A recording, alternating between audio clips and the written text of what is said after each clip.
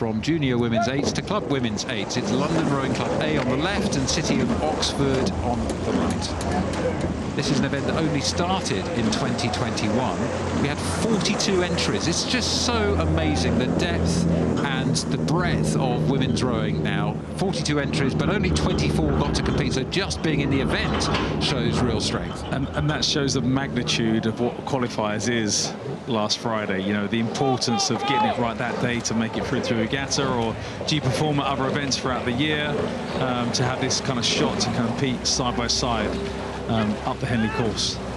Well, let's see what's going on here. It's an absolute flyer, isn't it, from London Rowing Club A? They've really opened a big, big gap over the City of Oxford crew, for whom it is deja vu, because they met London Rowing Club C yesterday, and this is the London Rowing Club A crew, and probably a bit of a different speed, isn't it?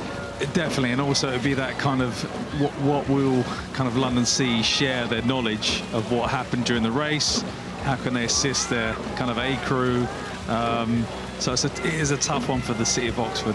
Yeah, City of Oxford's race yesterday, Mark, was a really, really close one. Only half a length they beat that London C crew by, so they'll be tired, but they'll also know that the C crew was a tough order for them. So really hard to approach it psychologically. Yeah? And exactly, they were down at each marker as well, so they had to come through to kind of beat London C. So, you know, you talk about drain the legs, you talk about Henley starting on Tuesday, then going through to Sunday. It's how you can kind of keep moving up and stepping on each round. And if you have I call it a gut buster, if you have a tough one on the first day, it's really hard to kind of get the energy back and get those legs back working again.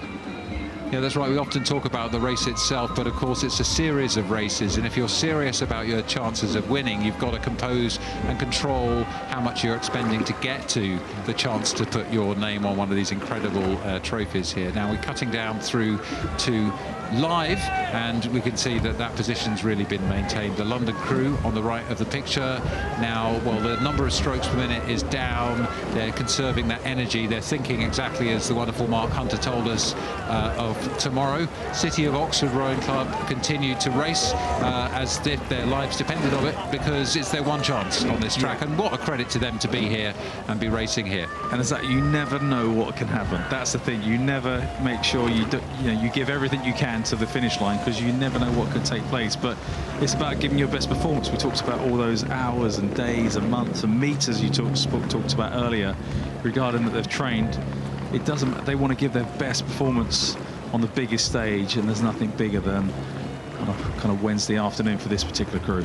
Yeah, so City of Oxford had to beat 18 other crews in the qualifiers to make it here, and they had to kind of have that tough race yesterday. So they really have done incredibly well to be here, and it's a mark of the intense competition we now have in this women's rowing and the eights event. And actually, I'm remembering now, Mark, just looking at you and I were commentating together the first year we launched 3 women's eights events, and it was quite an emotional moment for us. Of course, we've got a gender mixed commentary team, but for us as men who've had the chance to win at Henley and believe in what's possible, it's great to see a new generation of women who can do just that as well. And not a moment soon enough. No, and it's impacted the sport, you know, from under 18 all the way through. You can see the amount of athletes we have from kind of the women's side of the sport competing. And what I love is we've got kind of men's coxes in the women's boats and the women cox in the men, so that there's that versatility. And you know, it is a sport for everyone, and that's why it's so special with the events that we offer now.